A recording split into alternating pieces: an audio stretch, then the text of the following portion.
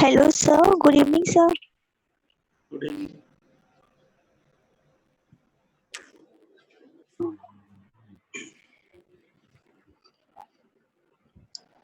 Good evening, all of you. Good evening, sir. Mic off कर लो सब लोग। सर एक कुछ पूछना है। कौन है? सर आप कल वो प्रॉपर्टीज लिखवा रहे थे सर, आप कौन सी वीडियो प्रॉपर्टी? पोटेंशियल खत्म हो गया था। हाँ वही खत्म हो गया था। हाँ वो कुछ प्रॉपर्टीज है और उसका कुछ एग्जांपल्स भी अलग वीडियो है तो आपको। Okay sir. प्रॉपर्टी जो होंगी इक्विपोटेंशियल सर्फेस की। Yes, sir. हाँ सर। हाँ उसके एक दो एग्जांपल्स भी अलग सेपरेट वीडियो में ठीक है। आज देखो शुरू करना है डायपोल। नाम से पता चल रहा है डायपोल मींस दो पोल रहेंगे। दो पोल का मतलब है एक नेगेटिव चार्ज एक पॉजिटिव चार्ज, ठीक है।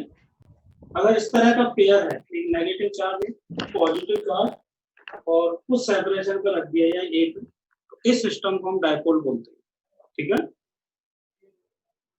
अब ये जो सिस्टम है पूरा दोनों चार्ज पार्टिकल्स, ये सिस्टम अपने आसपास वाले रीजन में कितनी इलेक्ट्रिक फील्ड प्रोड्यूस करेगा, कितना पोटेंशियल प्रोड्यूस करेगा, इसकी कुछ और क्या प्रॉपर्टीज होती हैं इलेक्ट्रिक फील्ड में रख दिया जाए, ठीक है। तो ये सब डिटेल में हमें पढ़ना है।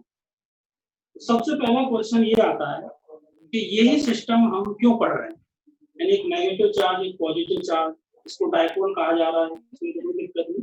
एक नेगेटिव एक पॉजिटिव इसलिए इसे डायपोल कहते हैं। लेकिन बेसिक क्वेश्चन ये है कि यही क्यों दिमाग में आया, यही क्यों हम स्टडी कर रहे हैं अलग से। कोई इसका जवाब देना चाहे?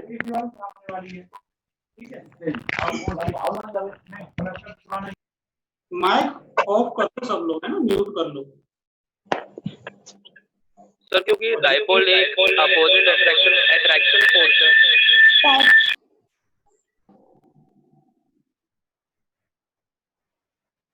हाँ जी, कौन बोल रहा है? सर मैं दिव्यांश।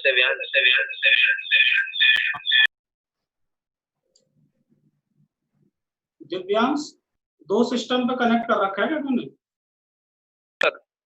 जी सर। हाँ इसीलिए इको टाइप का आ रहा है, इस तरह की आवाज आ रही है। एक ऑफ कर दो, एक ही सिस्टम से पढ़ लो, दो से क्या डबल थोड़ी समझ में आएगा। सर वो एक पीसी है सर, तो खाली करके तुम बोलो मत, ठीक है। ठीक है सर। कॉपी रखो। और कोई बताना चाह रहा? देखो क्वेश्चन में रिपीट कर लेता हूँ।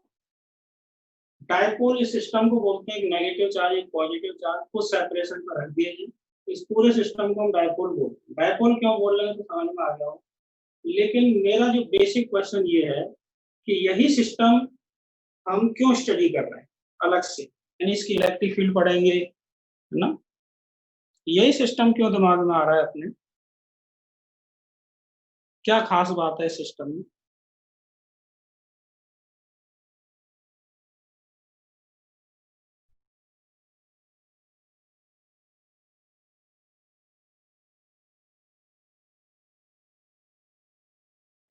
सर नेट फोर्स 0 हो जाएगा इसलिए। Net force 0? Yes sir. Net force 0 पर यहाँ कोई मीनिंग तो है नहीं। नेट फोर्स 0 होने का क्या फायदा मिलेगा हमें? ये तो नुकसान ही हो गया, फोर्स 0 हो गया, एक तरह से नुकसान हो गया।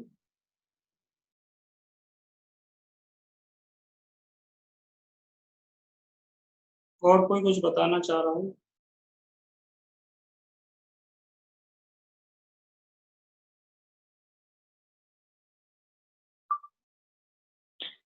इक्वल अमाउंट के अपोजिट साइन के चार्ज तो हमें इक्विलिब्रियम नहीं मिलेगा। ये भी गलत जवाब है। इसी सिस्टम की हमें क्यों याद आ रही है, इसी को हम सेपरेट अलग से क्यों पढ़ रहे हैं? देखो इसका जवाब ये है कि इस तरह के सिस्टम प्रैक्टिकली हमें मिलते हैं कई जगह। आप केमिस्ट्री पढ़ते हैं वो Na+Cl- पढ़ा होगा, है ना, NaCl, Yes, sir. H+Cl-, है ना, वहां भी ये डायपोल जैसा वर्ड कहीं यूज हुआ होगा। तो प्रैक्टिकली ये सिस्टम कई जगह पे जो एटम्स वगैरह होते हैं, जो आयंस होते हैं, उनमें ये सिस्टम पाया जाता है, इसलिए इसको अलग से सेपरेट हमें पढ़ना पड़ता है। ठीक है, यानी अलग अलग दोनों की इलेक्ट्रिक फील्ड कैलकुलेट नहीं करनी पड़े, हम इसके आसपास किसी भी पॉइंट पर दोनों की वजह से नेट कितनी फील्ड होगी इसका फॉर्मूला तैयार करके रखेंगे, और इस पूरे सिस्टम का कितना पोटेंशियल होगा सराउंडिंग वाले रीजन में, और इस सिस्टम को किसी और इलेक्ट्रिक फील्ड में रख दें, किसी दूसरे चार्ज ने जो प्रोड्यूस कर रखी होगी, तो इस पर क्या इफेक्ट होगा, ये सब हमें स्टडी करना है। ठीक है, इसको इसी सिस्टम को स्टडी करने के पीछे जो रीजन है वो यही है कि ऐसा सिस्टम हमें प्रैक्टिकली कई जगह पर मिलता है।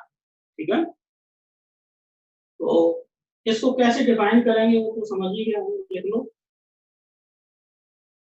The system of two equal and opposite charges,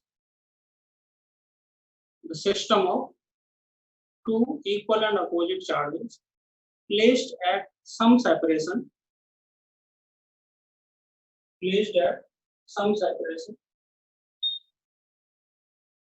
is called dipole। और ये सेपरेशन जनरली बहुत कम होता है, प्रैक्टिकली अगर देखें Na+Cl- तो बॉन्ड की जो लेंथ है वो काफी कम होती है, तो प्रैक्टिकली देखें, देखो सवाल में तो ये बड़ा भी हो सकता है ये सेपरेशन दोनों चार्जेस के बीच में, लेकिन प्रैक्टिकली ये देखा जाए तो ये सेपरेशन काफी कम सेपरेशन होता है। ठीक है, तो ऐसे सिस्टम को पढ़ने के लिए अभी देखो जब स्टडी करेंगे हम इलेक्ट्रिक फील्ड वगैरह कैलकुलेट करेंगे, एक टर्म काफी यूज होता है, इसको पहले डिफाइन कर देते हैं। देखो इस सिस्टम के लिए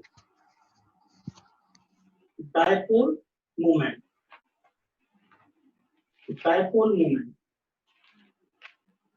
ये देखो क्या होता है, कैपिटल P से रिप्रेजेंट करेंगे।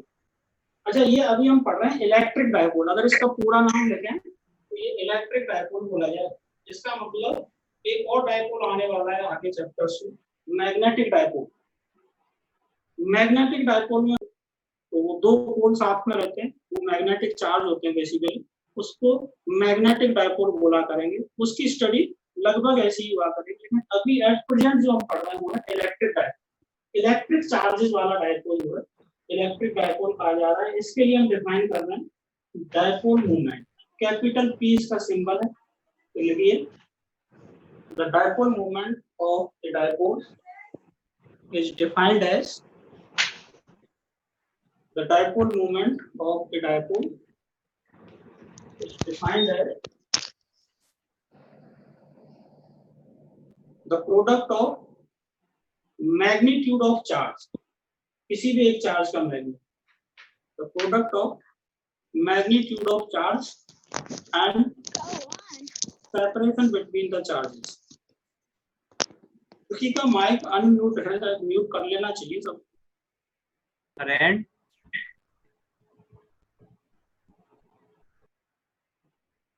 मैग्नीट्यूड ऑफ चार्ज के बाद एक तो प्रतीक शर्मा है, इसने माइक जो म्यूट नहीं कर रखा, जब बोलना हो कुछ मैं पूछूं या आपको कुछ बोलना हो तभी जो है माइक ऑन करना है।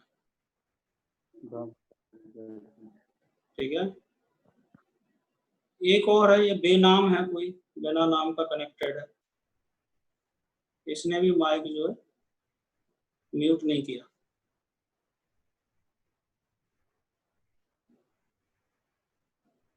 मैं फिर से रिपीट कर रहा हूं, सब लोग माइक म्यूट कर लें, नहीं करेंगे तो मैं डिस्कनेक्ट कर दूंगा जहां रहा।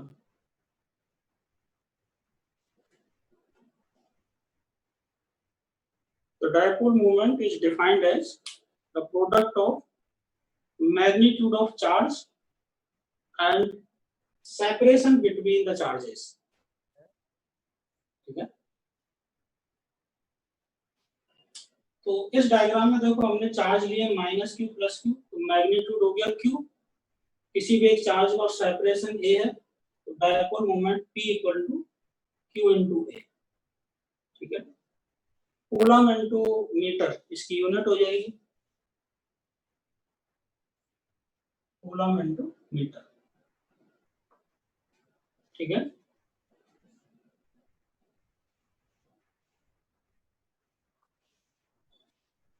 फिर लिखेंगे it is vector quantity, it is vector quantity. किसी भी डायपोल के लिए जो डायपोल मोमेंट डिफाइन किया जा रहा है उसका मैग्नीट्यूड तो ये रहा Q इंटू ए, लेकिन ये वेक्टर क्वांटिटी होती है, अभी पता चल जाएगा जब स्टडी करेंगे हम आगे। It is vector quantity and its direction is, and अब ये वेक्टर क्वांटिटी है तो इसकी डायरेक्शन बतानी पड़ेगी, और वो डायरेक्शन देखो मैं एक्सप्लेन कर रहा हूँ। It is vector quantity and its direction is along the line joining both the charges. Its direction is along the line joining both the charges and from minus Q to plus Q, from minus Q to plus Q। तो देखो इस line के along इसकी direction इस line के along होगी और minus Q से प्लस Q की तरफ ऐसे एरो जाएगा। This is P vector dipole moment. ये बहुत ही इंपॉर्टेंट टर्म है डायपोल मोमेंट, इसी की हेल्प से स्टडी होगी डायपोल की आगे, ठीक है। इसका मैग्नीट्यूड कैसे ढूंढेंगे Q इंटू ए से, और इसकी डायरेक्शन रहा करेगी नेगेटिव चार्ज से पॉजिटिव चार्ज की तरफ, और दोनों को मिलाने वाली लाइन के minus Q two plus Q। कई बार हमें इस P वेक्टर की हेल्प से ये पता किया करेंगे हम कि नेगेटिव चार्ज किधर है पॉजिटिव चार्ज किधर है, ठीक है। तो अभी देखो ये डायपोल का सबसे छोटा सिस्टम है, एक नेगेटिव चार्ज और एक पॉजिटिव चार्ज। डायपोल मोमेंट कैसे ढूंढा जाएगा Q इंटू ए से, और डायरेक्शन इसकी माइनस Q से प्लस Q। तो कुछ एक तो बेसिक सवाल देखो इसके करते हैं हम, और फिर इसकी इलेक्ट्रिक फील्ड और इलेक्ट्रिक पोटेंशियल उसकी कैलकुलेशन के क्वेश्चंस आगे चलेंगे। अभी जैसे सिस्टम को थोड़ा सा मैं इस तरह से बना दो, ये एक राइट एंगल ट्रायंगल है और इसमें देखो एक ये प्लस Q चार्ज और एक ये प्लस Q चार्ज, और यहाँ रख दिया है माइनस 2Q चार्ज। ये साइड A है, ये A है, ठीक है। ऐसा सिस्टम दिया जाए और हमसे देखो सवाल क्या पूछा जाएगा, देखिए find the resultant dipole moment of given system, find the resultant dipole moment of given system.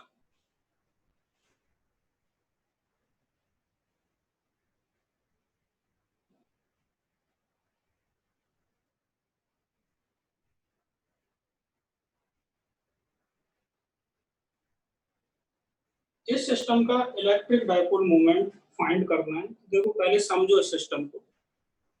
इस सिस्टम को अगर ध्यान से देखें तो देखो इसमें दो डायपोल बने हुए हैं। कैसे? तो एक ये प्लस Q और ये माइनस 2Q। इस माइनस 2Q को दो पार्ट में ऐसे समझेंगे कि यहाँ दो चार्ज, एक माइनस Q और एक माइनस Q, दोनों मिला के माइनस 2Q हो गया। तो इस प्लस Q के साथ इसका एक माइनस Q एक डायपोल बनाएगा, और इस प्लस Q के साथ इसका दूसरा माइनस Q एक डायपोल बनाएगा। तो दो डायपोल बने हुए, इनसे तो बन नहीं सकता, तो दोनों पॉजिटिव है। देखिए ये माइनस Q और ये प्लस Q, इसका डायपोल मोमेंट देखो ऐसे होगा माइनस से प्लस की तरफ, और एक दूसरा जो माइनस Q बच गया इसका, वो इस प्लस Q के साथ ऐसे बनाएगा। ध्यान से देखें तो देखो ये लेंथ दोनों एक जैसी है, तो ये डायपोल मोमेंट P होगा, तो ये भी P होगा, Q इंटू ए, Q इंटू ए। इन दोनों का रिजल्टेंट देखो ऐसे आ जाएगा। तो P तो हो जाएगा Q इंटू ए, और P जो नेट आएगा दैट इज √2P, तो √2Q into, this is net. एक और सवाल करो इसी तरह का, नोट कर लें इसे। तो साथ ही साथ नोट करना पड़ा है जल्दी जल्दी। रिकॉर्डेड में तो ये है कि उसको दोबारा से भी देख सकते हैं। तो इसमें थोड़ा सा चेंज कर देता हूँ, फटाफट आंसर बता देंगे सब। इक्विलेटरल ट्रायंगल बना लो, ये इक्विलेटरल ट्रायंगल है।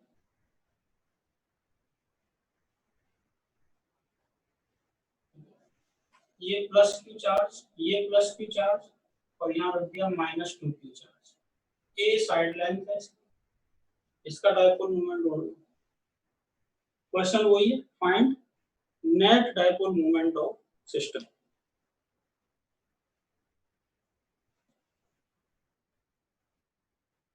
इस सिस्टम का नेट डायपोल मोमेंट ध्यान से देखें तो देखो इसमें भी दो डायपोल बने हुए हैं। माइनस 2 क्यू का एक माइनस क्यू इस प्लस क्यू के साथ डायपोल बनाएगा, उसका डायपोल मोमेंट ऐसे होगा, नेगेटिव से पॉजिटिव की तरफ। इसका एक माइनस क्यू बच गया, दूसरा वो इस प्लस क्यू के साथ ऐसे बना। ध्यान से देखें तो देखो इनके दोनों के मैग्नीट्यूड एक जैसे होंगे। ये P है तो ये P होगा, और दोनों का रिजल्टेंट ये होगा। तो P तो वही रहेगा Q into A, लेकिन P नेट जो आएगा, इस P और इस P का रिजल्टेंट ऐसे आएगा, 60 डिग्री एंगल है तो ये P cos 30 plus P cos 30, तो 2P cos 30 √3/2, तो √3P और P है Q into A। This is net dipole moment of system. ठीक है, तो ऐसे कुछ सिस्टम हमें मिल जाते हैं जिनमें एक से ज्यादा डायपोल नजर आते हैं।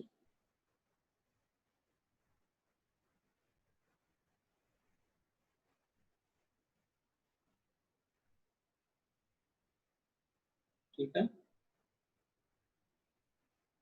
और देखो थोड़ा सा लेवल बढ़ाता हूं, थोड़ा सा अलग तरीके से भी हमें डायपोल मिलते हैं। एकदम से देखेंगे तो वो डायपोल नजर नहीं आता, लेकिन उस सिस्टम को ध्यान से देखा जाए तो वो डायपोल ही होता है एक तरह से। थोड़े से बढ़िया लेवल के सवाल जैसे ये देखिए, एक रॉड है हमारे पास, यूनिफॉर्म रॉड, यूनिफॉर्म वायर कह सकते हैं, यूनिफॉर्म रॉड। ठीक है, हमने क्या किया, ये जो ए बी रॉड है ये इसका मिड पॉइंट होगा, इसको सी कह दो। एसी वाला जो पार्ट है L/2 लेंथ इसकी, और ये भी L/2 लेंथ। एसी वाले पार्ट को minus lambda linear charge density से चार्ज कर रखा है, और सीबी वाले पार्ट को जो आधा पार्ट इधर है से प्लस लैम्डा से लीनियर चार्ज डेंसिटी दे रखी है। ये चार्ज भी दिए हो सकते हैं -q +q, लेकिन जनरली रॉड और वायर के लिए लीनियर चार्ज डेंसिटी लैम्डा अपन यूज करते हैं। देखिए ये नेगेटिव पोर्शन और ये पॉजिटिव पोर्शन, ऐसा सिस्टम बना के दिया जाएगा और हमें पूछा जाएगा find dipole moment of this system, find dipole moment of this system. ध्यान से देखें तो इसमें देखो बहुत सारे डायपोल बने होंगे। जैसे इधर जो नेगेटिव चार्ज है तो इस वाले रीजन में यहाँ कहीं, जैसे ये एक छोटा सा dq चार्ज लिया मैंने यहाँ से x डिस्टेंस पे, ये -dq होगा, तो इधर x पे एक +dq होगा, तो ये dq प्लस और ये -dq दोनों मिलके एक डायपोल बना रहे हैं कि नहीं। ये हो जाएगा +dq और ये हो जाएगा -dq।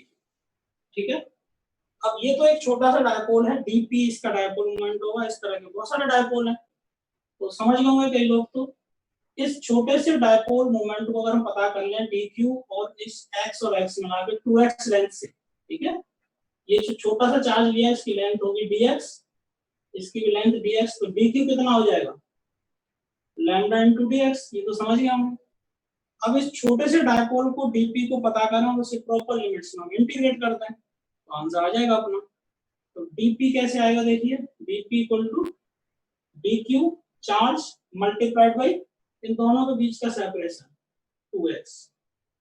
2x होगा, वो ध्यान दें x नहीं होगा। ठीक है, तो dq की वैल्यू रख देंगे 2 लैम्डा x dx, ये हो गया dp। ठीक है, P अगर हमें पता करना है तो इसे इंटीग्रेट कर देंगे, 2 लैम्डा तो बाहर आ जाएगा, x dx। अब x की लिमिट्स देके क्या रखेंगे, इस जगह पे x इक्वल टू 0 से लेके x equal to l by 0 to l by. अब इधर जाने की जरूरत नहीं है क्योंकि इसके साथ साथ ही चल रहा है इधर वाला, तो उसे अलग से लेने की जरूरत नहीं। डायपोल बनता ही दो चार्ज से, यानी 0 से l बाई 2 x की लिमिट रख दी तो इधर वाला पोर्शन तो अपने आप कवर हो ही गया उसमें, क्योंकि ये आ चुका है ना 2x। कर लो इसे सिंपलीफाई, x स्क्वायर बाई 2, 2 से 2 कैंसिल हो जाएगा, l square by 4, p equal to lambda l square by 4 आ रहा है, और डायरेक्शन इसकी माइनस से प्लस की तरफ, ऐसे डायरेक्शन रहेगी। ठीक है, तो ये भी इस तरह का एकदम से देखने से तो डायपोल जैसा नहीं लग रहा था ये, लेकिन ध्यान से देखा तो इसमें बहुत सारे डायपोल बने हुए थे और उसका डायपोल मोमेंट हमें इंटीग्रेशन से पता करना पड़ रहा। इंटीग्रेशन की जरूरत इसलिए पड़ी क्योंकि जितने भी डायपोल्स बन रहे हैं यहाँ उन सबके बीच का सेपरेशन एक जैसा नहीं है, वो सेपरेशन चेंज होता जाए। सबसे कम सेपरेशन 0 होगा और फिर सबसे ज्यादा सेपरेशन l हो जाएगा। ठीक है, और करते हैं, देखो किस तरह के क्वेश्चन नोट कर लें इसे।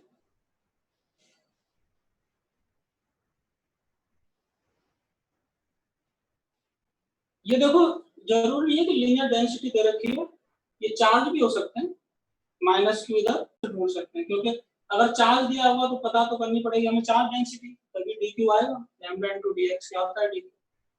अगर q दिया होगा, जैसे मान लो इस पोर्शन का चार्ज दिया है माइनस क्यू और इस पोर्शन का चार्ज दिया है प्लस क्यू, तो इसमें क्या चेंज होगा, लैम्डा कितना हो जाएगा q बाई कितने पोर्शन का q और length l by 2, l by 2 lambda ही हो जाएगा। ठीक है, तो जो फाइनल आंसर आया अपना उसमें लैम्डा की जगह पे ये रख देंगे तो q के टर्म्स में आंसर आ जाएगा। क्या आएगा देखिए, p equal to l square by 4 तो अलग है और लैम्डा की जगह पे 2q बाई l। ठीक है, l से l कैंसिल हुआ, एक l कैंसिल हो जाएगा, p equal to q into l by 2 ये बचेगा। ठीक है, यानी इस पोर्शन पे माइनस क्यू चार्ज, इस लेफ्ट वाले आधे पोर्शन पे minus Q charge uniformly distribute कर रखा है और इस पोर्शन पे plus Q charge uniformly distribute कर रखा है, तो क्यू के टर्म्स में ही आएगा। इसे देखो ऐसे भी समझ सकते हो, फाइनल जो आंसर आया है देखो याद करने का तरीका ऐसे भी समझ सकते हो, यानी इस रिजल्ट को आप याद रख सकते हो। और कैसे याद रखना ऐसे आसान रहेगा वो मैं देखो फाइनल डायग्राम बना रहा हूँ।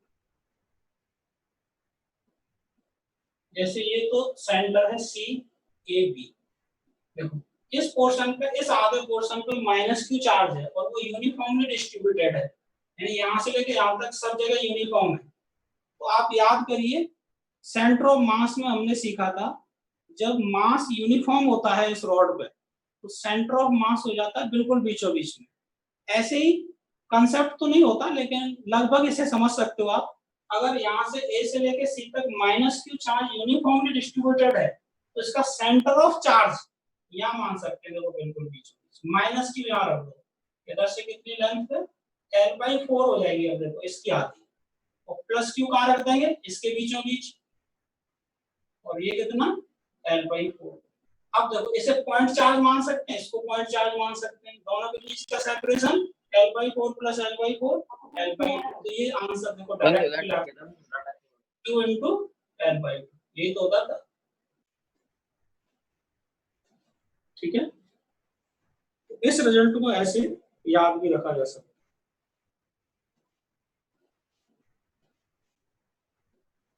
ठीक है, और करते हैं, देखो कुछ क्वेश्चन थोड़ा सा लेवल बढ़ा रहा हूं।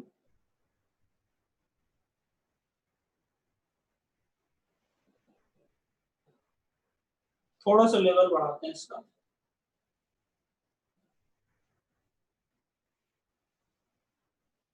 अभी जो मैंने कंसेप्ट बताया है उस कंसेप्ट की हेल्प से रॉड वाला जो सवाल था इसको याद करना थोड़ा आसान है। नेक्स्ट क्वेश्चन देखिए, ये है, ये हमारे पास एक रिंग है, यूनिफॉर्म रिंग।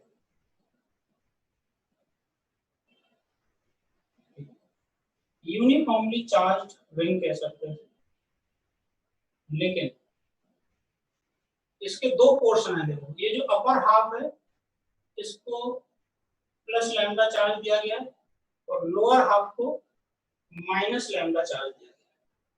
ठीक है, लिख लेंगे, इट इज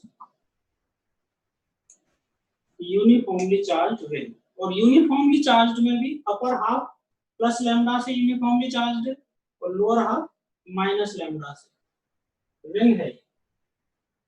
रेडियस इसकी आर है। ठीक है, अब इस सिस्टम का वही सवाल तो वही है, find dipole moment of system. करो कोशिश, देखो, find dipole moment of system. इस सिस्टम में भी डायपोल बने हुए हैं और बहुत सारे डायपोल बने हुए हैं, ध्यान से देखें तो उसका डायपोल मोमेंट कैसे ढूंढा जाएगा। देखो, रिंग में जनरली आपको याद होगा, रिंग में देखो ऐसे एलिमेंट लिया जाता था, theta D theta, common concept है। तो यहाँ देखो एक प्लस डी क्यू चार्ज ले लिया मैंने, ये छोटा सा प्लस डी क्यू। अब ध्यान से देखेंगे तो इसके ठीक अपोजिट बिल्कुल ऐसा ही इधर एक माइनस डी क्यू चार्ज भी होगा, ये माइनस डी क्यू यहाँ होगा। तो देखो ये माइनस डी क्यू और ये प्लस डी क्यू ऐसे इस तरीके से माइनस से प्लस की तरफ एक डीपी ऐसे डायपोल बनी है। तो इस तरह के बहुत सारे डायपोल बने हुए हैं। अब देखो पिछले एग्जांपल और इस एग्जांपल में एक बेसिक डिफरेंस क्या है। पिछले एग्जांपल्स में, रॉड वाले जो एग्जांपल में जितने भी डीपी डीपी बन रहे थे वो सब एक ही लाइन में थे, लेकिन यहाँ देखो ये जो डीपी बने हुए हैं ये इस ऐसे, इसकी डायरेक्शन अलग होगी, इसकी अलग होगी, सबकी डायरेक्शन अलग अलग है। ठीक है, तो डायरेक्ट इंटीग्रेट करने से काम नहीं चलेगा, कुछ इंटीग्रेशन प्रॉपर तरीके से करना पड़ेगा। कोशिश कर सकते हो आप। डी डी क्यू तो मैं लिखवा देता हूँ। देखो डी क्यू तो वही होगा लैम्डा इनटू इतनी लेंथ, ये होगी आर डी थीटा, तो समझ ही गए होंगे। और डीपी इक्वल टू होगा डी क्यू मल्टीप्लाइड बाई दोनों के बीच का सेपरेशन, ये हो जाएगा 2r। तो डीपी इक्वल टू वैल्यू रख दो डी क्यू की, तो 2 लैम्डा आर स्क्वायर हो जाएगा ये और डी थीटा बचेगा। इस डीपी की हेल्प से थोड़ा सा दिमाग लगा के, थोड़ा सा खोपड़ा यूज करके इसे इंटीग्रेट करना है और नेट डायपोल मोमेंट ढूंढना है।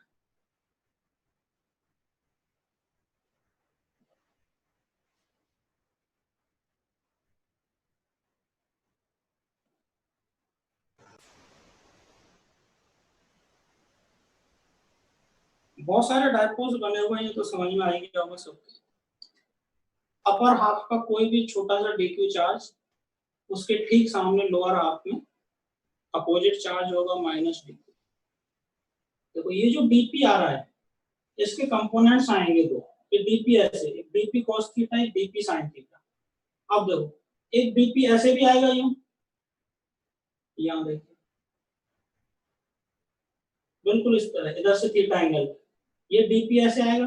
अब इस डीपी का एक डीपी कॉस थीटा इधर आएगा, डीपी साइन थीटा इधर। तो इन सब के देखो ये वाले कंपोनेंट कैंसिल हुए जा रहे हैं, ये कंपोनेंट बचेंगे। तो इस डीपी के कॉस थीटा तो कैंसिल हो गए, डीपी के साइन थीटा से इंटीग्रेशन कर देंगे डीपी साइन थीटा का और आंसर आएगा। तो p equal to integration dp sine theta. ठीक है, और थीटा की लिमिट क्या लें कि ये पूरा पोर्शन कवर हो जाए। अच्छा, अपर हाफ कवर हो जाएगा तो लोअर हाफ तो साथ साथ जा ही रहा है उसके, 0 to 180 डिग्री। ठीक है, कर लो से इंटीग्रेट, p इक्वल टू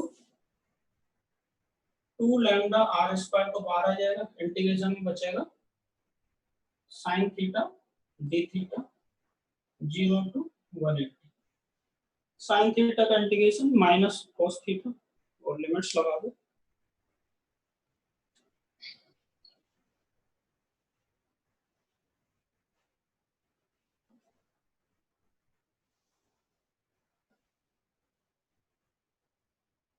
कितना आ गया देखिए answer, p equal to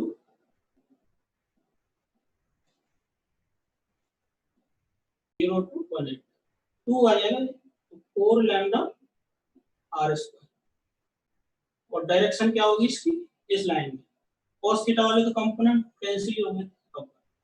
lambda की वैल्यू चाहो तो जैसे अपर हाफ वाले पोर्शन पे मान लो प्लस क्यू चार्ज है और लोअर हाफ वाले पे टोटल चार्ज माइनस क्यू है, तो चार्ज क्यू के टर्म्स में भी आंसर दे सकते हो आप। लैम्डा को कैसे लिख लेंगे हम, क्यू अपॉन, यानी अपर हाफ पे plus Q charge uniformly distributed है, तो लैम्डा क्या होगा इसका, क्यू अपॉन पाई आर, है ना।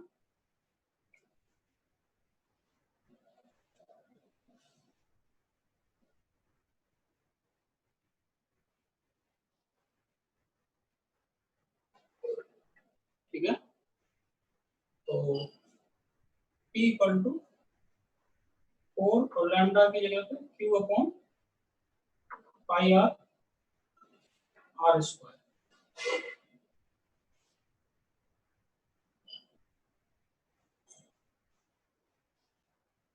तो आर से आर कैंसिल हो गया, फाइनल आंसर देखो क्या है, क्यू इंटू ऐसे लिख सकते हैं 4r अपॉन पाई, ये है फाइनल आंसर, और डायरेक्शन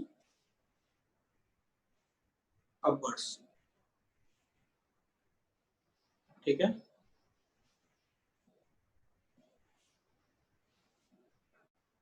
अच्छा हाफ रिंग का सेंटर ऑफ मास याद है किसी को, कोई बताना चाहे, हाफ रिंग का सेंटर ऑफ मास कहाँ होता है, 2r/पाई पे, 2r/पाई, 2r/पाई सिमेट्री वाली लाइन पे, ये तो रटा ही है सबको।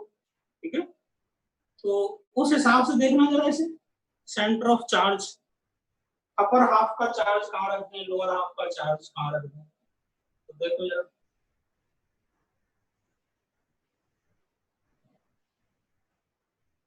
कैसे आ जाएगा डायरेक्ट आंसर देखिए उससे।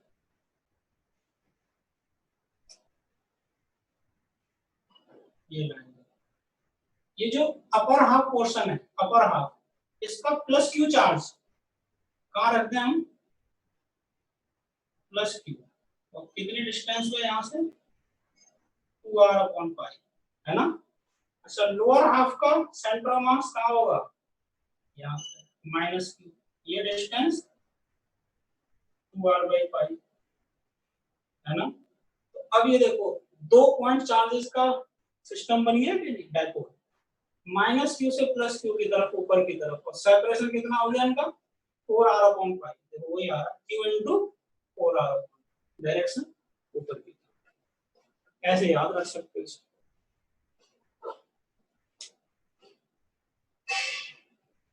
ठीक है,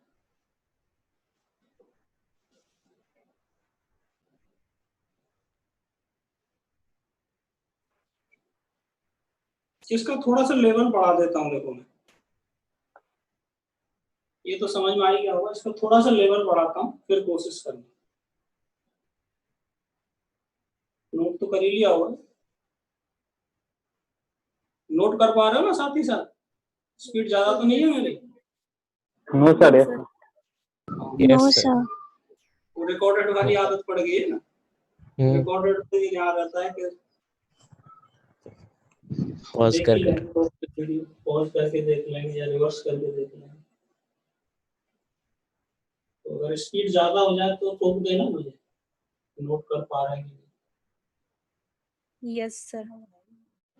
देखो नेक्स्ट क्वेश्चन में अपन एक डिस्क ले लेते हैं, देखो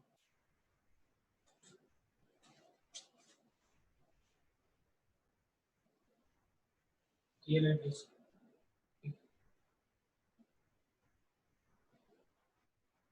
तो डिस्क का जो अपर हाफ पोर्शन है उसको प्लस सिग्मा, सिग्मा का काम होता है देखो भाई, और लोअर को माइनस सिग्मा चार्ज दिया। ये डिस्क है, यहाँ लैम्डा क्यों नहीं है, यहाँ सिग्मा है, ये समझ में आ गया होगा सबके। सरफेस चार्ज डेंसिटी होती है, ठीक है। तो एक तो देखो बिना कैलकुलेशन वाला क्वेश्चन पूछ लिया जाएगा आपसे, छोटा क्वेश्चन, छोटा ऑब्जेक्टिव क्वेश्चन। बिना कैलकुलेशन वाला क्वेश्चन तो ये पूछ लिया जाएगा कि इस सिस्टम का जो डायपोल मूवमेंट होगा उसकी डायरेक्शन क्या होगी। तो समझ गया आपने, है ना, वर्टिकली अपवर्ड। ये डायरेक्शन तो समझ में आ गई होगी सबकी, ठीक है। अब उसकी वैल्यू क्या होगी और बतानी है, ठीक है। तो क्वेश्चन तो वही है, find dipole movement of system. कोई चाहे तो डायरेक्ट भी आंसर बता सकता है सेंटर ऑफ मास वाले कंसेप्ट से।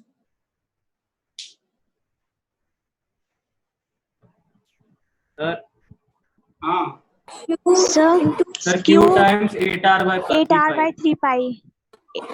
Q 8R by 3 pi. हाँ सर।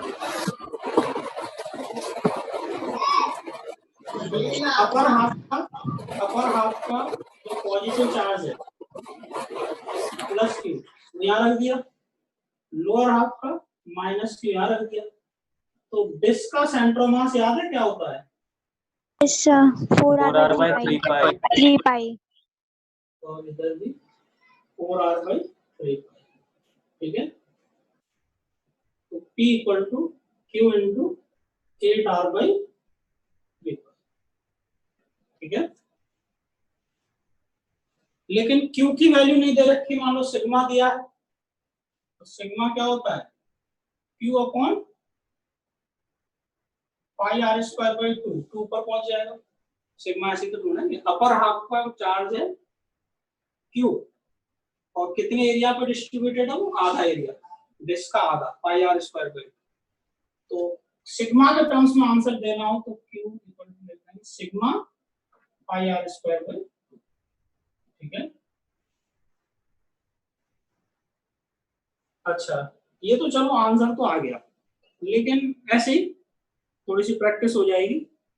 मैं ये चाहता हूं कि वो जो अपना बेसिक मेथड है इंटीग्रेशन वाला, उसमें देखो हिंट दे देता हूं, इसमें एलिमेंट लेने पड़ेंगी, आधी रिंग ऊपर आधी रिंग नीचे, एक्स रेडियस dx विड्थ की रिंग। उससे इंटीग्रेशन वाले मेथड से थोड़ा सा प्रयास करिए, कोशिश करें। आंसर तो आ गया, लेकिन थोड़ी इंटीग्रेशन की ही प्रैक्टिस हो जाएगी।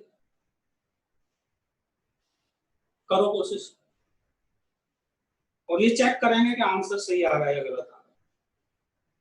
करना ही है वो, सबको करना। तो मैं नाम लेके पूछ सकता हूँ किसने क्या किया, और ऐसे दिखाना पड़ेगा तो दिख जाएगा मुझे यहीं से।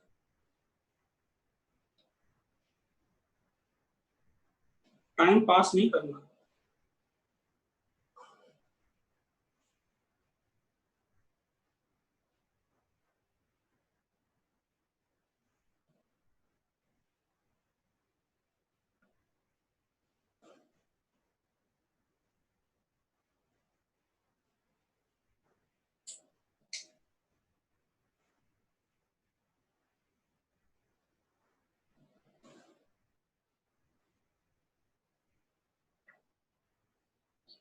एक्स रेडियस और dx विड्थ की रिंग है, dx विड्थ। तो ऊपर वाले पोर्शन पे प्लस dq चार्ज होगा और नीचे वाले पोर्शन पे माइनस dq चार्ज होगा। तो रिंग वाला जो पिछला एग्जांपल था उसमें आंसर आया था q की जगह पर dq into 4r upon pi, 4x upon pi, ये होगा अपना dp। डायरेक्शन अपवर्ड होगी, लेकिन dq कैसे ढूंढ के लाएं? dq देखो आधे पोर्शन पे कितना चार्ज होगा, इस आधे पोर्शन। तो dq देखो मैं ढूंढ रहा हूँ सिग्मा इनटू इस आधे पोर्शन का चार्ज, आधे पोर्शन का एरिया, सही लिखा है, आधे पोर्शन की लेंथ पाई एक्स और विड्थ इसकी डी एक्स। इस आधे पोर्शन को अगर हम कट कर लें और सीधा कर दें तो रेक्टेंगल जैसा नहीं बन जाएगा? कितनी लेंथ का? पाई एक्स लेंथ का और डी एक्स उसकी विड्थ होगी। तो ये सही लिखा के देख लेना डी क्यू की वैल्यू। डी क्यू की वैल्यू यहाँ रख दो, तो डी क्यू इक्वल टू क्या आता है? सिग्मा पाई और 4 अपॉन पाई, ये बाहर आ जाएगा। इंटीग्रेशन में क्या बचेगा? एक्स और x, x square D x, तो एक्स की लिमिट 0 टू आर। सही है क्या? देखो ये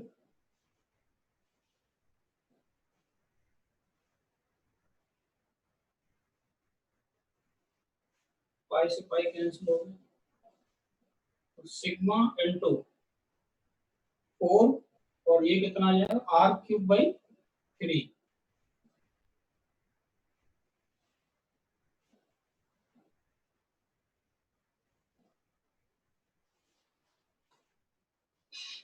सिग्मा की वैल्यू थी अपनी कितनी? Q upon pi R square by 2।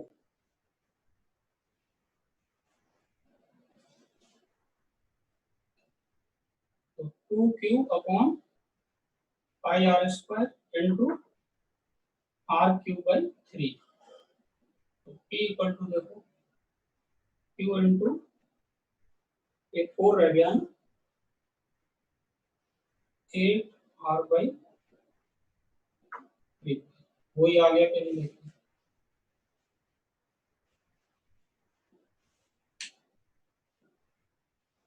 तो सेंटर ऑफ मास वाले कंसेप्ट से भी कर सकते हैं डायरेक्ट, और जनरल मेथड तो ये है इंटीग्रेशन वाला।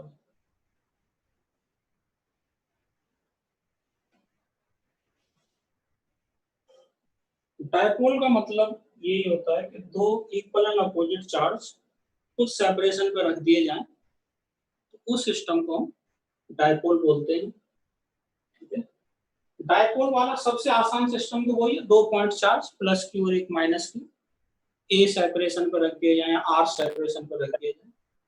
ज्यादा कॉमन तो वही है, लेकिन ये जो कुछ एग्जांपल्स किए इस तरह के सवाल बन सकते हैं, जिसमें एकदम देखने से तो डायपोल नहीं दिखता, लेकिन उसमें बहुत सारे डायपोल्स, छोटे छोटे डायपोल से मिलके बना होता है वो सिस्टम। ठीक है, अब देखो जो आसान वाला अपना जो सिस्टम है पॉइंट चार्जेस वाला, उसी के फॉर्मूले बनेंगे आगे चल के। ये सवाल पूछे जा सकते हैं इसलिए मैंने करा दिए, लेकिन जो सिलेबस में है अपने फॉर्मूले वाले, यानी जो फॉर्मूले बनाने वाले हैं अपन, डेरिवेशन जो करेंगे फॉर्मूले के, तो सिंपल वाले डायपोल के लिए, सिंपल मतलब पॉइंट चार्जेस वाला, एक माइनस की और एक प्लस की।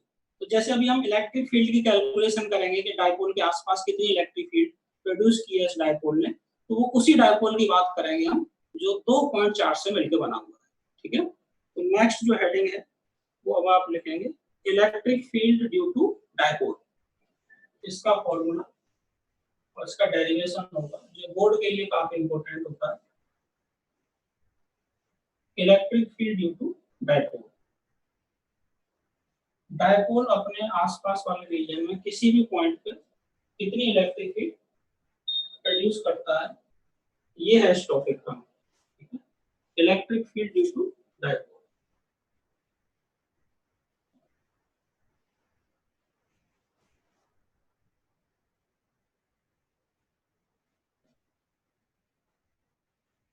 डायपोल का जो आसपास वाला जो रीजन है, जैसे आप याद करो, जैसे स्फीयर के लिए इलेक्ट्रिक फील्ड भी हमने पढ़ी है, वायर के लिए भी पढ़ी है। तो जैसे स्फीयर के लिए, स्फीयर का जो रीजन है आसपास वाला, वो इस तरह से डिफाइन किया था कि जिस पॉइंट पर हम फील्ड पता कर रहे हैं वो स्फीयर के अंदर हो सकता है, इनसाइड वाला पॉइंट या आउटसाइड वाला पॉइंट, है ना। जैसे वायर के लिए भी अपन ने वायर की इलेक्ट्रिक फील्ड जो पढ़ी थी, उसमें भी बहुत सारे केस आए थे। जिस पॉइंट पर हम फील्ड पता करना चाह रहे हैं वो सबसे पहला केस था वायर के अलोंग ही पॉइंट आ जाए, या फिर कोई जनरल पॉइंट है θ1 θ2 के टर्म्स में, बहुत सारे केस बने थे फिर उसमें। तो ऐसे ही जब हम डायपोल की इलेक्ट्रिक फील्ड की चर्चा कर रहे हैं, डायपोल के आसपास डायपोल ने कितनी इलेक्ट्रिक फील्ड प्रोड्यूस की होगी, तो उसके लिए भी कुछ खास पॉइंट्स पे ही फील्ड पता करेंगे हम। तो जो खास पॉइंट्स हैं वो तो कैसे डिफाइन होंगे, देखिए जैसे ये मान लो डायपोल है अपने पास -q और प्लस क्यू। सेपरेशन काफी कम होता है इनके बीच में, समझाने के लिए मैंने थोड़ा ज्यादा सेपरेशन बना दिया। ए सेपरेशन पे देखो, इन दोनों चार्जेस को मिलाने वाली जो लाइन है इसको हम एक्सटेंड कर दें दोनों साइड, इस लाइन को कहा जाता है एक्सिस ऑफ डायपोल। ये डायपोल की एक्सिस है, एक्सिस ऑफ डायपोल, ठीक है। तो जिस पॉइंट पे हम फील्ड पता करना चाह रहे हैं वो पॉइंट अगर इस एक्सिस पे आ रहा है कहीं, तो उस पॉइंट को कहेंगे हम एक्सियल पॉइंट, या कहेंगे electric field at axis of dipole. दूसरी और एक खास लाइन होती है, देखो इस डायपोल के मिड पॉइंट से पास होने वाली लाइन और इसके परपेंडिकुलर, मैथमेटिक्स में इसे परपेंडिकुलर बाइसेक्टर कहते हैं, तो इसे परपेंडिकुलर बाइसेक्टर कह सकते हैं, या इसका एक और नाम होता है इक्वेटोरियल लाइन, इक्वेटोरियल लाइन या परपेंडिकुलर बाइसेक्टर। परपेंडिकुलर बाइसेक्टर तो ये है, लेकिन अगर इस लाइन पे कहीं पॉइंट है तो उसे कहेंगे इक्वेटोरियल पॉइंट, ठीक है। तो जिस पॉइंट पे हमें फील्ड पता करनी है वो पॉइंट इस लाइन पे हो सकता है एक्सिस पे, या इक्वेटोरियल लाइन पे हो सकता है। अच्छा, इक्वेटोरियल लाइन एक्सिस तो एक ही होगी, लेकिन इक्वेटोरियल लाइन बहुत होंगी। तो इमेजिन करो प्लेन होगा ऐसा, ये ऐसे भी हो सकती है, ऐसे बोर्ड पे परपेंडिकुलर, ये भी तो इक्वेटोरियल लाइन है, ये भी है, तो ये तो इनफाइनाइट होंगी equatorial line. Equatorial basically plane होगा, वो आप इमेजिन कर पा रहे हो, उस प्लेन पे कहीं भी पॉइंट हो सकता है, ठीक है। इनके अलावा जैसे यहाँ पॉइंट हो गया, यहाँ पॉइंट हो गया, यहाँ, उसको कहेंगे हम जनरल पॉइंट। इलेक्ट्रिक फील्ड के जो फॉर्मूले बनेंगे वो 3 फॉर्मूले बनेंगे, एक एक्सियल वाले पॉइंट का फॉर्मूला, एक इक्वेटोरियल वाली लाइन का या प्लेन का, और एक जनरल वाला। तो पहला केस जो आएगा इसका केस 1 लिखेंगे, केस 1 का नाम लिखेंगे एट एक्सिस ऑफ डायपोल या एट एक्सियल पॉइंट। बात एक ही, हम इलेक्ट्रिक फील्ड की कैलकुलेशन कर रहे हैं डायपोल के लिए एट एक्सिस ऑफ डायपोल, ठीक है। तो डायग्राम देखो बना रहा हूं मैं फिर से, ये माइनस क्यू चार्ज, ये प्लस क्यू चार्ज, सेपरेशन ए, ये है एक्सिस। जिस पॉइंट पर हमें इलेक्ट्रिक फील्ड पता करनी है वो इस लाइन पर होगा। अब इस लाइन पर देखो डायपोल के राइट साइड हो सकता है या डायपोल के लेफ्ट साइड, कहीं भी हो सकता है, फॉर्मूला एक जैसे ही आएगा। तो जिस पॉइंट पर हमें फील्ड पता करनी है वो पॉइंट देखो ये रहा इस लाइन पे, यहाँ पे ये पॉइंट है, और इस पॉइंट की डायपोल के मिड पॉइंट से, ये रहा मिड पॉइंट, यहाँ से डिस्टेंस है आर डिस्टेंस, ठीक है। ये आर पॉइंट को चेंज करेंगे, यहाँ तो आर बदलता जाएगा। इस जगह पर इस पूरे सिस्टम की वजह से कितनी इलेक्ट्रिक फील्ड होगी उसका फॉर्मूला तैयार करना है हमें। तो देखो तरीका तो वही बेसिक है, माइनस क्यू चार्ज यहाँ फील्ड प्रोड्यूस करेगा, प्लस क्यू चार्ज यहाँ फील्ड प्रोड्यूस करेगा, उसका रिजल्टेंट ढूंढना है। तो देखो प्लस क्यू चार्ज की फील्ड यहाँ पॉइंट चार्ज की अवे फ्रॉम द चार्ज ऐसे आएगी, माइनस क्यू की चार्ज की फील्ड, माइनस क्यू की ज्यादा कौन सी होगी, जिसकी डिस्टेंस कम है, यानी ये वाली फील्ड, ठीक है। इसको मैं E1 कह दूं, इसको E2 कह दूं, तो नेट जो फील्ड आएगी वो ऐसे आएगी, E1 माइनस E2, E1 ज्यादा पॉजिटिव चार्ज, ठीक है। अच्छा, ये पॉइंट इधर भी हो सकता था, यहाँ देखिए माइनस क्यू चार्ज की फील्ड ऐसे आएगी और प्लस क्यू वाली ऐसे आएगी, तो माइनस वाली ज्यादा होगी ना इधर टुवर्ड्स वाली, तो नेट फील्ड यहाँ ऐसे, ठीक है। अब इस नेट फील्ड की कैलकुलेशन के लिए हमें E1 चाहिए, E2 चाहिए, और फिर E1 माइनस E2 से ये आंसर आएगा। तो E1 देखो इसकी फील्ड है, तो यहाँ से डिस्टेंस कितनी होगी इस पी पॉइंट की, ये देखो R है, और ये A/2 होगा, ये बचेगा R माइनस A/2। तो E1 देखो मैं लिख रहा हूँ, ध्यान से देखना, KQ upon R minus A/2 का होल स्क्वायर, मान लिया होंगे इसे, KQ by R square, point charge का फॉर्मूला लगाया होंगे। ऐसे E2 की वैल्यू आप बताओगे, KQ upon R plus A/2 हो जाएगी, देखो वहां से डिस्टेंस, इस चार्ज से देखेंगे तो ये यहाँ से r है तो ये और ऐड कर दो a/2, ये a/2, ये a/2, ठीक है। तो नेट फील्ड जो होगी E1 माइनस E2, इसको सिंपलीफाई करते हैं देखो दोनों वैल्यू रख दो इनकी E इक्वल टू KQ तो कॉमन आ जाएगा 1 अपॉन r माइनस a/2 का whole square minus 1 upon r plus a/2 का होल स्क्वायर, ठीक है। करो इसे simplify E equal to KQ तो कॉमन आ रहा है देखो ये आ जाएगा r प्लस a/2 का whole square minus r minus a/2 का होल स्क्वायर डिवाइडेड बाई इन दोनों का मल्टीप्लाई करेंगे तो ये आ जाएगा r square minus a square by 4 का होल स्क्वायर। यहाँ तक नोट करिए इसे, ये यहाँ तक दिख रहा है कि ऐसा तो नहीं नीचे दिख नहीं रहा होगा? दिख रहा है सर, दिख रहा है। दिख रहा है सर। ठीक है, ठीक, करो जरा से सिंपलीफाई। अभी एक बढ़िया सा फॉर्मूला बन जाएगा। बोर्ड के लिए काफी इंपॉर्टेंट है ये डेरिवेशन और आगे आने वाले जो डेरिवेशन है वो भी। तो ये a प्लस बी का होल स्क्वायर और ये a माइनस बी का होल स्क्वायर, कर लो इसे simplify.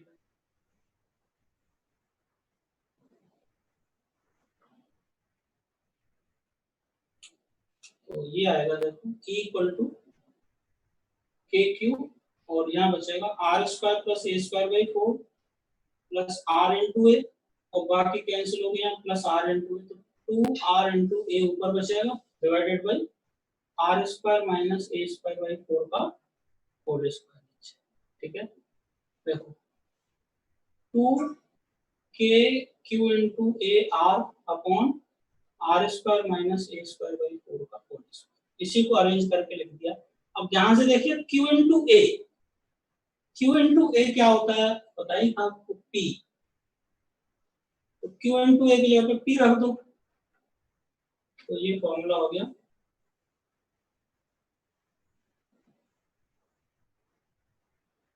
e equal to 2kpr upon R square minus A square by 4 का होल स्क्वायर। अभी इसे नहीं रखना, देखो अभी ये और सिंपलीफाई हो जाएगा फॉर्मूला, उसके बाद बक्से में बंद किया जाएगा, उसे रखना होगा।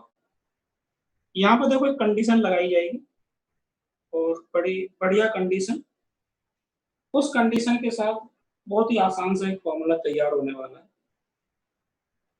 नोट करें यहाँ तक।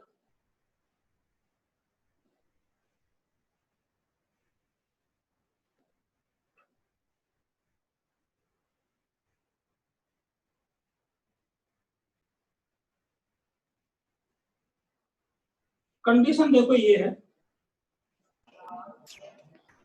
ये अगर नोट कर लिया हो तो मैं यहाँ से हटा देता हूँ इसे।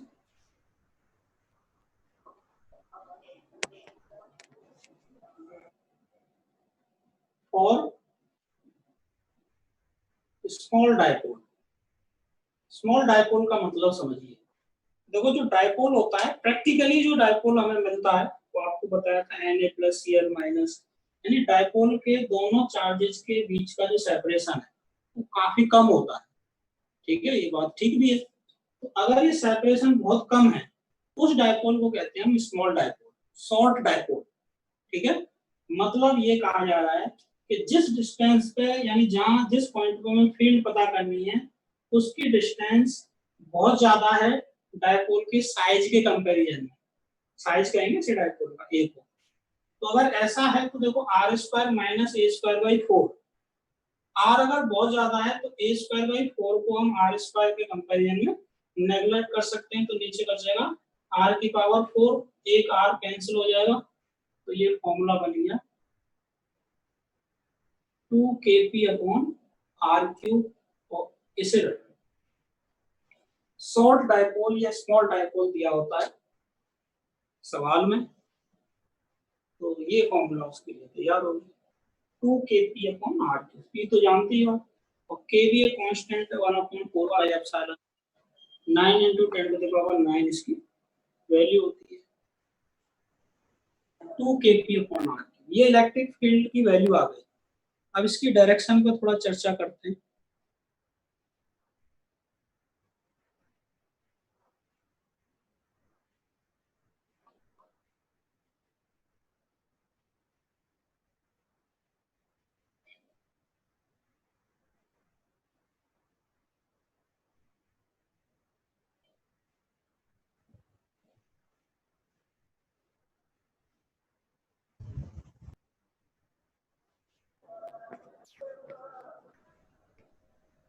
इलेक्ट्रिक फील्ड का पहला फॉर्मूला तैयार हुआ है केस 1 एक्सिस वाले पॉइंट पर। देखो डायरेक्शन देखो, बड़ी खास डायरेक्शन है इसकी। जैसे इधर पॉइंट है तो E1 ज्यादा था, ऐसे जा रही थी फील्ड। पॉइंट इधर ले लिया हमने तो भी देखो फील्ड की डायरेक्शन चेंज नहीं हुई, यही है। अब देखिए इस डायपोल का जो P वेक्टर होगा उसकी डायरेक्शन देखिए किधर होता है, -q से +q। और यहाँ इस पॉइंट पे यानी डायपोल के लेफ्ट साइड में एक्सिस पे कोई पॉइंट लिया जा रहा है तो उस इलेक्ट्रिक फील्ड की डायरेक्शन इधर राइटवर्ड्स। और डायपोल के राइट साइड में फील्ड तो कोई पॉइंट लिया वहां फील्ड है तो वहां भी देखो डायरेक्शन ये। तो एक्सिस पे कहीं भी पॉइंट लो, ये उधर या इधर, डायरेक्शन इलेक्ट्रिक फील्ड की वही रहेगी जो P वेक्टर की डायरेक्शन है। यानी क्या लिखना है आपको डायरेक्शन के बारे में नोट करके, eight axial point direction of electric field is same as direction of dipole moment. At axial point direction of electric field is same as direction of dipole moment। यानी E वेक्टर और P vector same direction में होंगे axial point, कहीं भी हो axial point, dipole के left में हो या डायपोल के राइट में। तो अगर ऐसी बात है तो देखो इस फॉर्मूले को, जो फॉर्मूला अपना बन के आया है, इसको मैं वेक्टर फॉर्म में लिख दूंगा तो कोई समस्या नहीं होनी चाहिए। E vector equal to 2k P vector upon R3। 2k R3 ये तो सब कांस्टेंट है पॉजिटिव। P वेक्टर की डायरेक्शन वही होगी जो E वेक्टर की, यानी E वेक्टर की डायरेक्शन वही है तो P वेक्टर। अगर यहाँ माइनस लगा देंगे तो अपोजिट हो जाती है, आप जानते हो वेक्टर।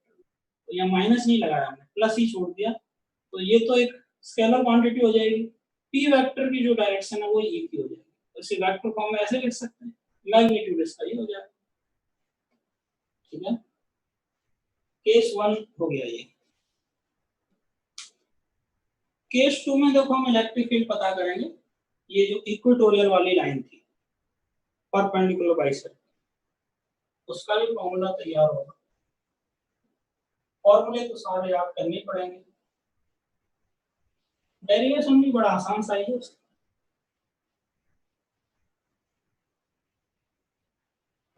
स्मॉल डायपोल की बात कर रहे हैं और स्मॉल डायपोल की बात करना गलत भी नहीं है, क्योंकि प्रैक्टिकली ये सिस्टम जैसा मिलता है वो इसी फॉर्म में मिलता है कि साइज जो होता है डायपोल का वो बहुत ही छोटा होता है। यानी दोनों Na प्लस और Cl माइनस दो चार्ज हैं H प्लस या Cl माइनस, उनके बीच का जो सेपरेशन है, बॉन्ड की लेंथ होती है, वो जनरली बहुत ही कम होती है as compare to distance of the point at which we have to calculate. यही सवाल बनते हैं और आप ये समझ सकते हैं स्मॉल डायपोल ही है अपने सिलेबस में।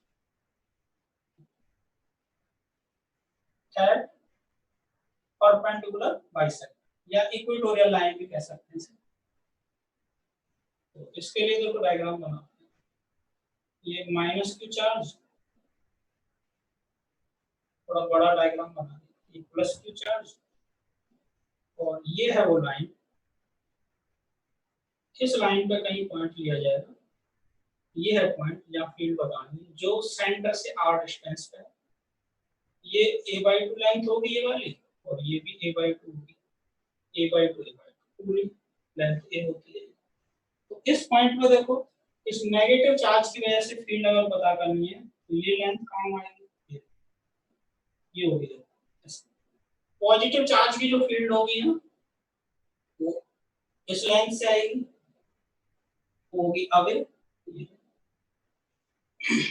ये देखो, अच्छा माइनस और प्लस इन दोनों चार्ज की जो डिस्टेंस है √2 R square plus A square by 4, ये बराबर है दोनों से, चार्ज के मैग्नीट्यूड भी बराबर है, तो ये और ये इलेक्ट्रिक फील्ड, ये है ई माइनस, देखो ऐसे लिखा मैंने ई और नीचे माइनस लगा दिया, मतलब electric field due to negative charge, और ये है ई प्लस मतलब electric field due to positive charge. तो इन दोनों का मैग्नीट्यूड एक जैसा होगा क्योंकि डिस्टेंस बराबर और मैग्नीट्यूड भी बराबर है चार्जेस के। तो इन दोनों का देखो रिजल्टेंट जो आएगा, इसका एक कंपोनेंट इधर और इसका एक कंपोनेंट इधर, तो ये कंपोनेंट तो कैंसिल हो जाएंगे, ये ऐड होंगे, तो नेट फील्ड आएगी इस लाइन में, ये है नेट फील्ड, ठीक है। E प्लस और E माइनस की वैल्यू ढूंढ के लाते हैं, E प्लस और E माइनस बराबर होंगे, क्यों बराबर होंगे, क्योंकि वो समझ में आ रहा है सिमेट्री से, K Q अपॉन इस डिस्टेंस का square, R square plus A square by 4, ठीक है। अब देखो इनका रिजल्टेंट ढूंढ लेते हैं, ये एंगल अगर थीटा है, ये वाला, तो ये थीटा होगा, ये E प्लस का इधर cos theta component sin theta, ये भी थीटा हो जाएगा, तो cos वाले कैंसिल हो जाएंगे, sin वाले ऐड हो जाएंगे, तो आ जाएगा नेट फील्ड आ जाएगी 2E प्लस sin थीटा या 2E माइनस sin थीटा, बात एक ही है। तो वैल्यू रख दो 2 into KQ by R square plus A square by 4 into sin theta, देखिए इस ट्रायंगल से ढूंढ लेंगे, sin थीटा हुआ परपेंडिकुलर अपॉन हाइपोटेन्यूज, परपेंडिकुलर कितना है a by 2 by 2e minus root r square plus a square by 4, ठीक है,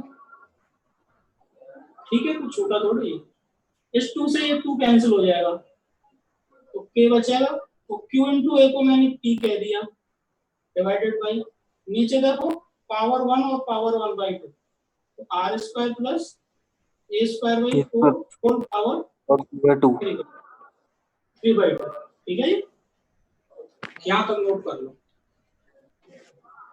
अब यहाँ फिर से वही कंडीशन लगाएंगे हम स्मॉल डायपोल के लिए, और बढ़िया सा फॉर्मूला आ जाएगा, देखो यहाँ पे मिलता जुलता, उससे थोड़ा सा चेंज होगा।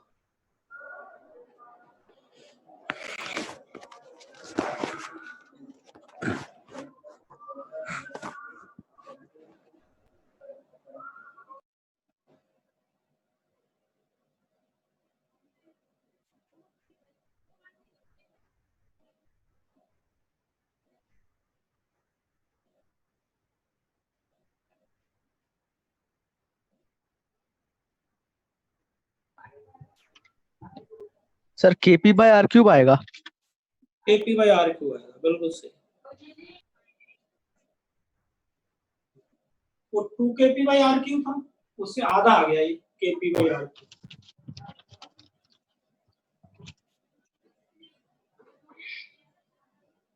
और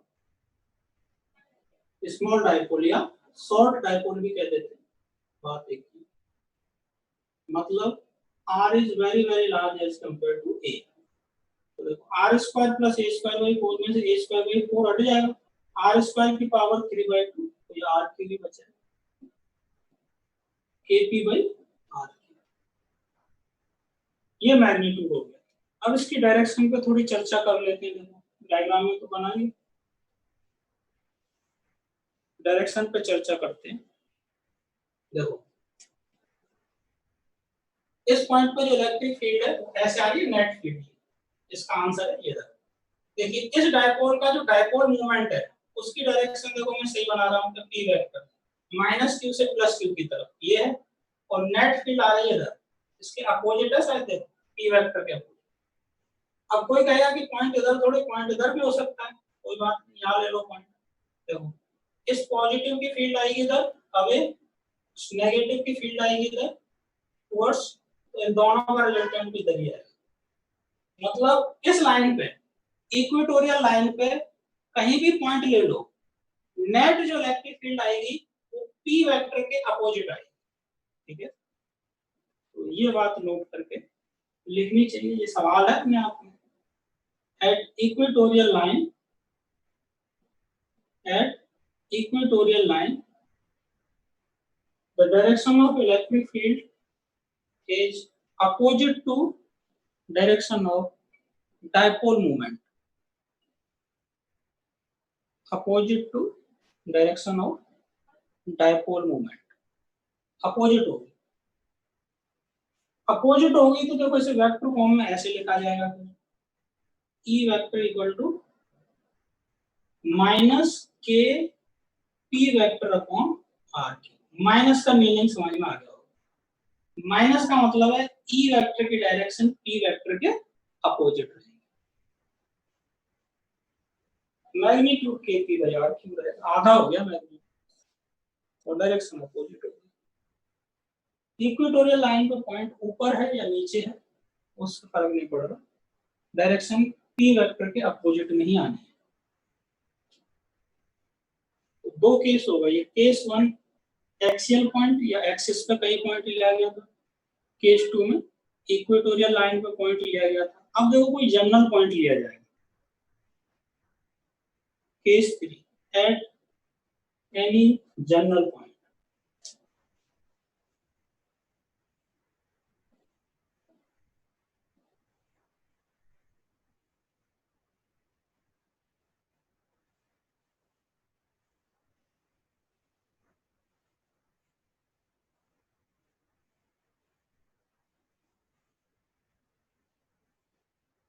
जनरल पॉइंट को देखो कैसे रिप्रेजेंट करेंगे।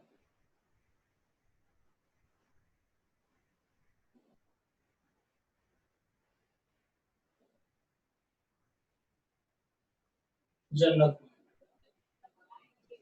जैसे ये है अपने पास टाइप माइनस क्यू,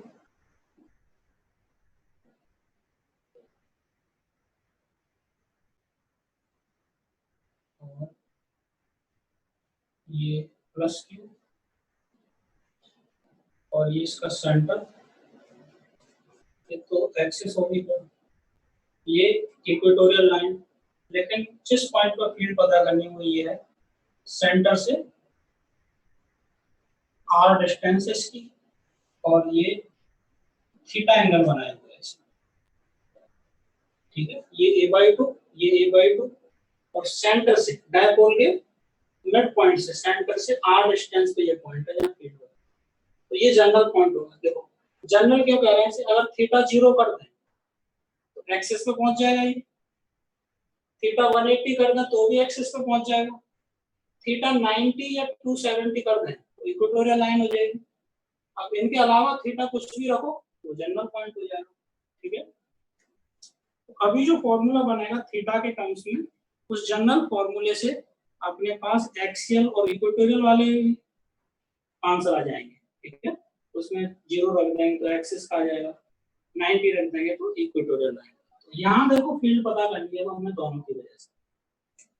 अब देखो यहाँ थोड़ी सी चालाकी की जाएगी, क्योंकि हमें जो आंसर चाहिए वो चाहिए शॉर्ट डायपोल के लिए, स्मॉल डायपोल के लिए अपने सिलेबस में, है ना। लेकिन अगर आप पॉजिटिव और नेगेटिव दोनों चार्ज से पता करने की कोशिश करोगे तो देखो ये डिस्टेंस पता करना बहुत मुश्किल काम है, और ये डिस्टेंस पता करना भी मुश्किल है, तो राइट एंगल ट्रायंगल तो होगा नहीं। तो हम क्या करेंगे, देखो चालाकी क्या होगी समझना। इस डायपोल का डायपोल मूवमेंट ये रहा, देखो पी वेक्टर, पी ये रहा, ये तो है पी। मैं देखो इसके डायपोल मूवमेंट को दो कंपोनेंट्स में रिजॉल्व कर रहा हूं, ध्यान देना है। एक होगा इधर ऐसे डायपोल रखा हुआ है, इसका P का इधर कंपोनेंट क्या होगा देखिए, P cos थीटा, और ये जो लाइन है इसके परपेंडिकुलर एक लाइन बनाई, और P का दूसरा कंपोनेंट हो गया P sin थीटा। समझो जरा इसे, एक वेक्टर है अपने पास P, उसके दो कंपोनेंट कर दिए, इस लाइन में और एक इसके पर। यानी आप ऐसे समझ सकते हो P sin थीटा और P cos थीटा का रिजल्टेंट है ये P। मतलब एक डायपोल को मैंने दो डायपोल्स में रिजॉल्व कर दिया। तो आप ऐसे समझो, इसे हटा दो P को, ऐसे समझो दो डायपोल है अपने पास, एक का डायपोल मोमेंट है P cos थीटा और एक का डायपोल मोमेंट है P sin थीटा। दो डायपोल रखे हुए। अब इन दोनों डायपोल्स की वजह से अगर यहाँ फील्ड पता चल जाए हमें और उसका रिजल्टेंट बता दें तो ये टोटल फील्ड आ जाएगी नहीं, क्योंकि ये दो डायपोल इस अकेले डायपोल की तो कंपोनेंट्स। अब इसमें आसानी क्या होगा, देखो कंपोनेंट रिजॉल्व करने से आप समझोगे। ये जो डायपोल है पी कॉस थीटा वाला, इस डायपोल के लिए ये कैसा पॉइंट हो गया, एक्सिस का पॉइंट। तो पी कॉस थीटा डायपोल का, डायपोल मोमेंट का पी कॉस थीटा, और डायरेक्शन है उसकी ये। तो इस पॉइंट पर देखो, इसकी वजह से जो फील्ड आनी है E1, वो देखो सही बनाइए क्या मैंने डायरेक्शन, यानी एक्सिस वाले पॉइंट पर जो इलेक्ट्रिक फील्ड की डायरेक्शन होती है वो डायपोल मोमेंट वाली डायरेक्शन में। अब P sin थीटा देखो एक डायपोल है, P sin थीटा के लिए ये पॉइंट यहां से देखो, ये लाइन इसके परपेंडिकुलर है, तो कौन सा पॉइंट होगा, इक्वेटोरियल वाला। अब P sin थीटा की वजह से यहाँ जो इलेक्ट्रिक फील्ड आएगी E2, वो होगी इस P sin थीटा वाले डायपोल के अपोजिट, यानी ये देखो इस लाइन के अपोजिट, ये हो गया E2, और E1 E2 के बीच में एंगल 90 डिग्री समझ में आ ही रहा होगा। अगर इन दोनों का रिजल्टेंट जोड़ दें ऐसे कहीं, ये हो जाएगी यहाँ की नेट फील्ड। E1 देखो कैसे ढूंढा जाएगा, E1 देखो ध्यान दो, E1 के लिए P cos थीटा की वजह से फील्ड है यहाँ, और कौन सा फॉर्मूला लगेगा, एक्सिस वाला। और क्या फॉर्मूला था, 2K P की जगह पर P cos theta upon R3। ऐसे E2 ढूंढिए, E2 के लिए कौन सा फॉर्मूला लगेगा, इक्वेटोरियल वाला, क्या था K, और P की जगह पे P sin theta KP upon RQ upon R। KP by RQ होता, लेकिन P नहीं होगा, क्या होगा, P sin theta.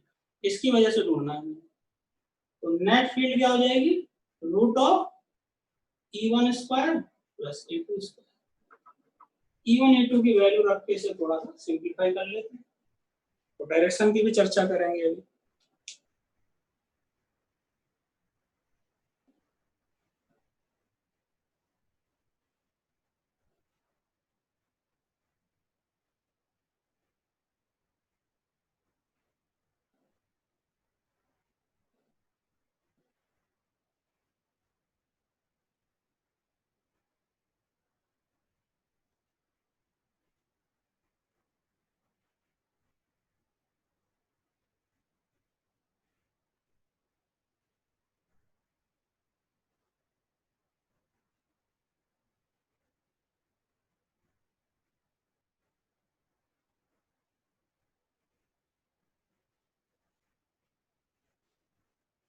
E1 E2 की वैल्यू रखते तो फाइनल जो आंसर आएगा वो मैं लिख रहा हूँ, जो आपको रटना है।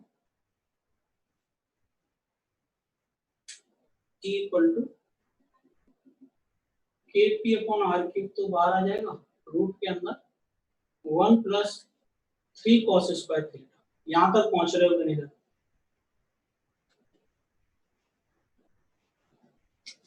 एक sine square theta plus cos square theta आएगा रूट के अंदर, उसको 1 कर दिया मैंने।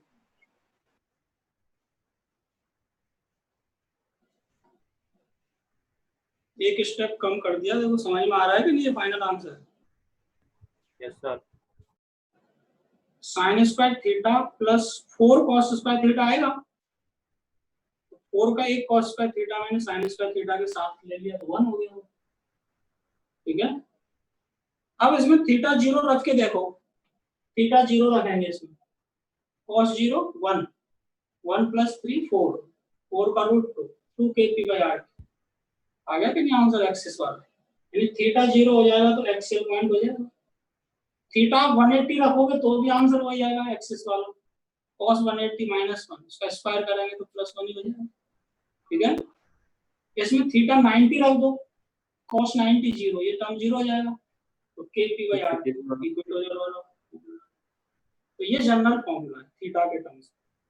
ठीक है, डायरेक्शन इसकी देखो ये रही, डायरेक्शन बता सकते हैं इसकी।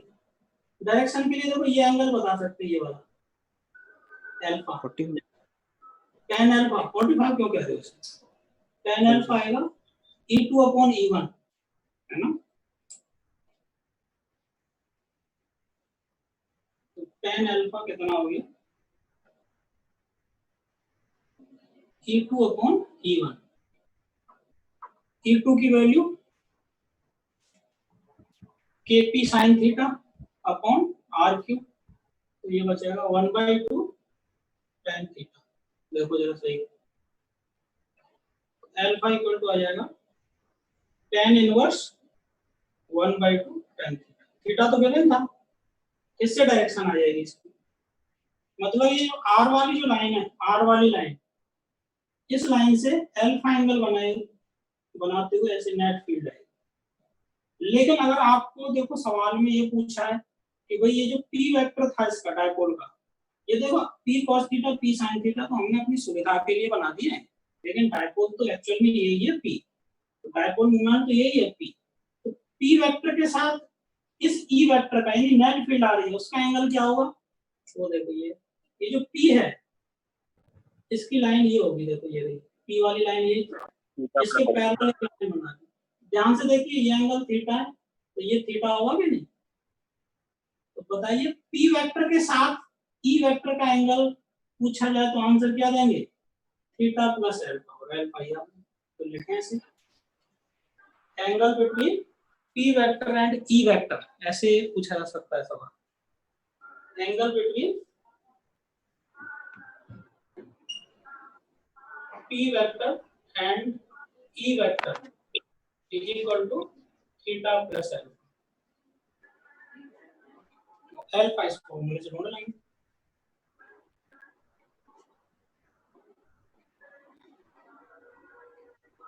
ठीक है। ये तीन केस डायपोल में बनते हैं, ये तीन ही फॉर्मूले, एक एक्सियल वाला, एक इक्वेटोरियल वाला, एक जनरल वाला। इलेक्ट्रिक फील्ड का पोटेंशियल के भी फॉर्मूले बनेंगे इसी तरह से, और फिर इनके क्वेश्चंस करेंगे। आज की क्लास इतना ही पढ़ना।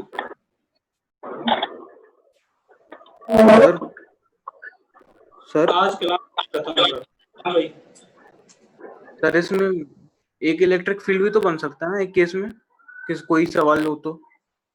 हाँ सर अगर ऐसा कोई सवाल हो कि एक ही इलेक्ट्रिक फील्ड बनना हो तो वो भी तो हो सकता है ना, एक ही इलेक्ट्रिक फील्ड या इक्वेटोरियल या एक्सिस वाला, तो वो तो केस हो गया जो एक्सिस का पॉइंट है, उसमें तो बनेगा ही।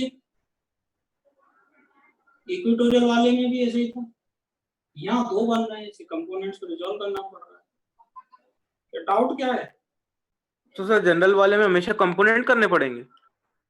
हाँ और क्या करना, और क्या बताया, यही तो बताया। उसमें कंपोनेंट करने की जरूरत ही नहीं थी, उसमें कंपोनेंट करने की जरूरत इसलिए नहीं थी क्योंकि -q और +q जो दो चार्ज हैं उनसे उस पॉइंट की डिस्टेंस बड़े आसानी से पता कर पा रहे थे हम, और डिस्टेंस आसानी से पता होगी तो इंडिविजुअली दोनों की इलेक्ट्रिक फील्ड आसानी से पता कर ली। इसमें नहीं पता कर सकते, -q से इसकी यहाँ की डिस्टेंस कैसे ढूंढोगे, +q की यहाँ से डिस्टेंस कैसे ढूंढोगे, राइट एंगल ट्रायंगल तो है नहीं, ठीक है। ओके सर, तो उसका तरीका बताया था, शुरुआत मैंने ऐसी तो की थी, चालाकी से करेंगे क्यों भाई? Yes sir. कौन था ये? सर मयंक हूँ सर। मयंक? Yes sir. हाँ सर ये इसमें स्मॉल डायपोल की तो फिर जरूरत ही नहीं है ना, तो किसी भी डायपोल के लिए वैलिड होगा। हेलो हाँ भाई दोबारा बोलो। सर इसमें स्मॉल डायपोल की तो सर कोई नीड ही नहीं है ना, तो हर डायपोल के लिए वैलिड होगा। स्मॉल डायपोल सर ये हर डायपोल के लिए वैलिड होगा ना सर, ये वाला फॉर्मूला। कौन सा, ये वाला? Yes sir. हाँ ये तो स्मॉल डायपोल के तो फॉर्मूले लगाए हमने कंपोनेंट्स में, तो स्मॉल डायपोल के लिए वैलिड होगा, और एक के लिए क्यों होगा? ये जो फॉर्मूला लगाया था E1 ढूंढने के लिए, E1 ढूंढने के लिए क्या फॉर्मूला लगाया हमने, 2kp/rq, और p की जगह पे p cos थीटा लगे, तो स्मॉल डायपोल के लिए तो स्मॉल डायपोल के लिए ही वैलिड है ये बस, ठीक है। और स्मॉल डायपोल की ही हमें जरूरत पड़ेगी क्योंकि सिलेबस में स्मॉल डायपोल ही है, बिल्कुल शुरू में मैंने यही तो बताया था। स्मॉल डायपोल की डिस्टेंस नेग्लिजिबल नहीं मान सकते सर? स्मॉल डायपोल की डिस्टेंस नेग्लिजिबल कभी कभी नहीं मान सकते सर। कौन सी डिस्टेंस नेग्लिजिबल? कहाँ ये डिस्टेंस? इसे कहाँ नेग्लिजिबल मानो? भाई इसको फॉर्मूले थोड़ी में ही वो आया तो नेग्लिजिबल कैसे मान लेगा? नेग्लिजिबल मानने की इसमें जरूरत ही नहीं। केस 3 से कंफ्यूज क्यों हो रहे हो? केस 1 अलग हो गया, केस 2 अलग हो गया। अब केस 1 केस 2 के जो स्मॉल डायपोल के फॉर्मूले थे वो हमने यूज किए हैं। नहीं समझे? Yes sir. केस 1 और केस 2 में ये हम प्रूव कर चुके हैं कि स्मॉल डायपोल का फॉर्मूला ये है। केस 2 में भी प्रूव कर चुके हैं स्मॉल डायपोल का फॉर्मूला ये है। अब वो दोनों फॉर्मूले हमने डायरेक्ट यूज किए हैं, क्योंकि इस कंपोनेंट के लिए एक्सिस वाले फॉर्मूले की जरूरत पड़ेगी, इस कंपोनेंट के लिए इक्वेटोरियल लाइन के फॉर्मूले की जरूरत पड़ेगी। लगाए हमने स्मॉल डायपोल की, शॉर्ट डायपोल तो इसी लगाए थे। सिलेबस में अपनी यही है, ठीक है। Yes sir.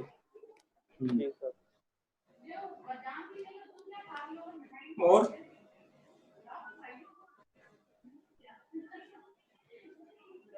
ठीक है, आज तो फिर इतना ही पढ़ते हैं। जी अच्छा वो थैंक यू सर।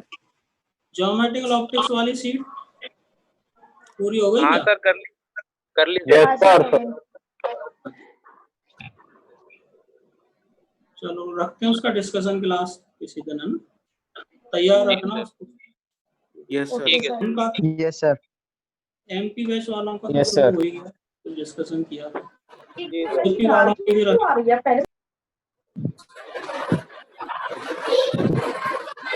ठीक है। Yes sir. Thank you. Yes thank sir. You sir. Thank you sir. Thank you sir. Thank you sir. Thank you sir. Thank you sir. Bye. Bye sir.